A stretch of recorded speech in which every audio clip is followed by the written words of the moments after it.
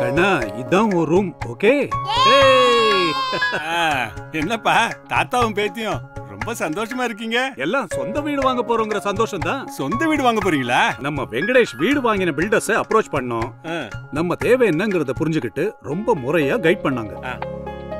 எங்க பட்ஜெட்டுக்குள்ள ஒரு வீட புக் பண்ணிட்டோம்பா. தாம்பரம் பக்கத்துல ஜின்யான் ஒரு ப்ராஜெக்ட் ஸ்டார்ட் பண்ணிருக்காங்க.